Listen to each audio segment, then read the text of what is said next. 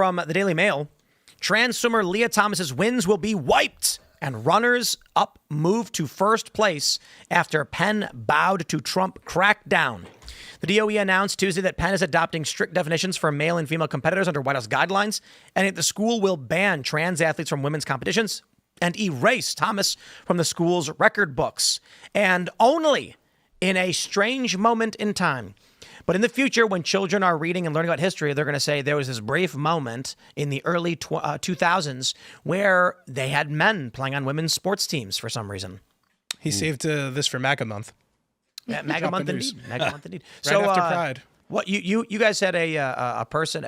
Yeah, our White House correspondent Reagan Reese was there. She got a couple of questions in with the Education Secretary Linda McMahon, who was like, "Yeah, look, this is a roadmap for basically every negotiation we're going to do with all of the colleges who let this happen, because the only reason UPenn is stripping the titles and apologizing to all the swimmers impacted is because the Trump administration paused $175 million in funding. So they basically did to UPenn the same thing that they did to Harvard, and UPenn really wants that money, so they felt that they had no choice. Amazing. Okay, so now... One other funny thing, sorry to interrupt, but Linda McMahon also told our reporter that she talks to Trump privately about this issue, obviously, and he thinks it's deeply disturbing. Which he should. I think we need to commend the Trump administration for willing to exercise and use power and twist the arms of these different schools and administrations to doing what is genuinely right. And that's a very important thing, because in the past, there different administrations sometimes feel like threatening to cut funding or whatnot is like beyond the red line of what's acceptable for you to do to try to achieve, whatever ends or right whatever wrongs are happening in these schools. So I think it's a good thing that the President Trump administration is willing to use this power, and it's clearly bearing fruit and working very well. I think we should see other colleges start to capitulate on other rules they're breaking too. Well, I mean, the administration should use every bit of power at its disposal to influence whether or not men are allowed in women's, sports, whether men are allowed in women's changing rooms in any school, in any college at all. If you're of the opinion that men can become women and women can become men, you shouldn't be in a position to make decisions about children or young people at all.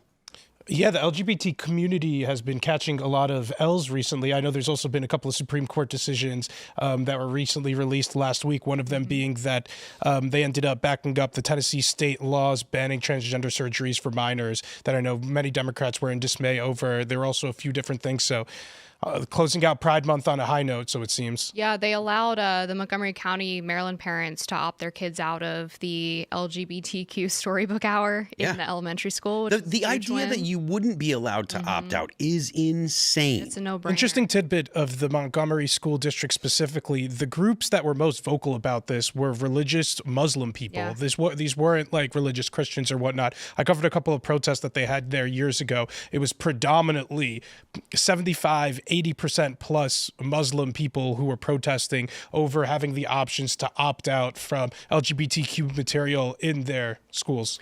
Look, not in their schools.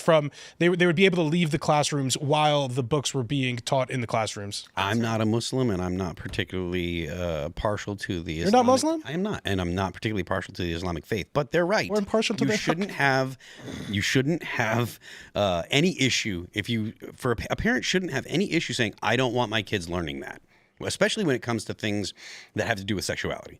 Right? Like if a parent decides, I don't want my kids learning about sexuality beyond anatomy, then I don't want my kid. That should be a no-brainer. I got a question, though. How much do you guys think that the reason why they were allowing males was because the Democrats were threatening to pull funding?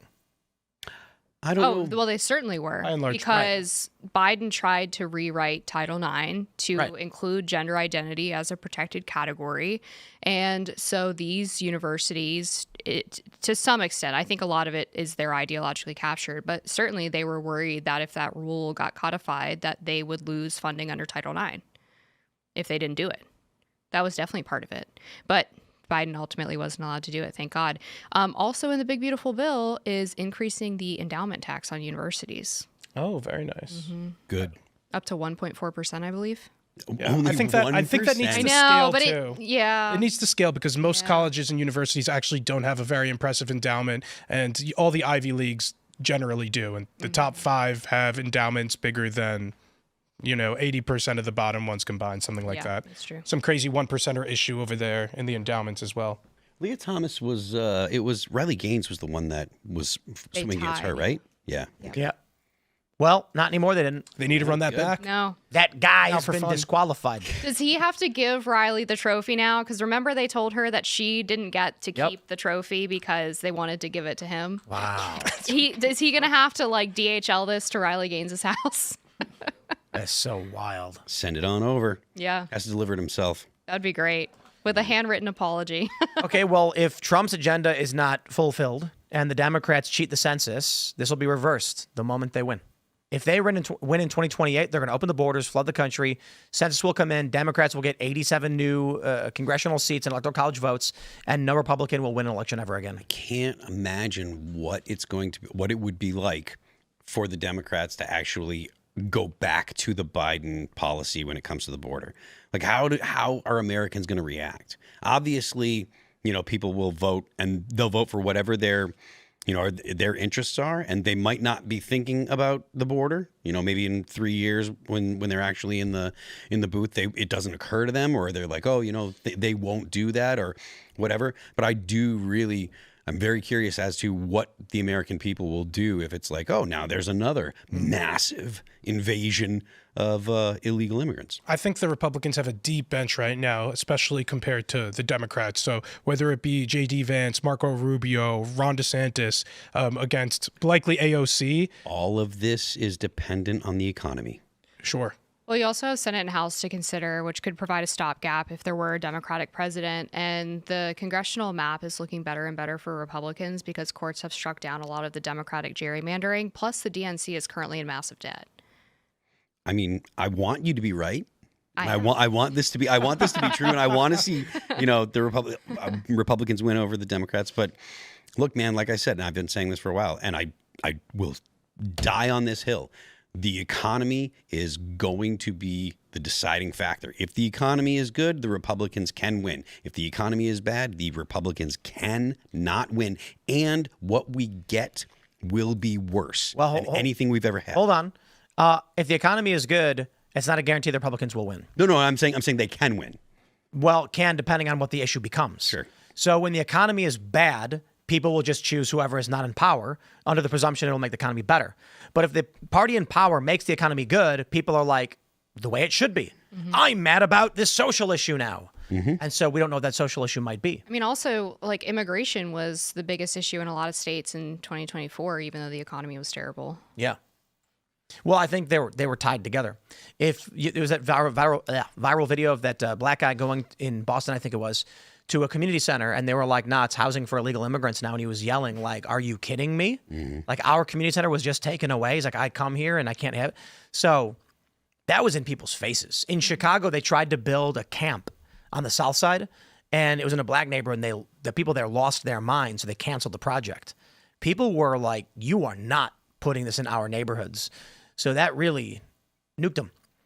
But we'll see. We got a year. We got just about a year. Yeah, for the midterms. The campaign cycle is going to start in 6 months, and it's going to be full swing 1 year from now, and it is going to be nuts. Yeah.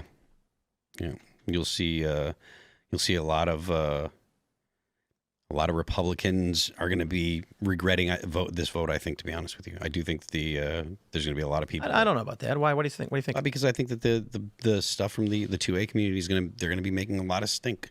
Yeah, but it's a year from now. It's a political eternity.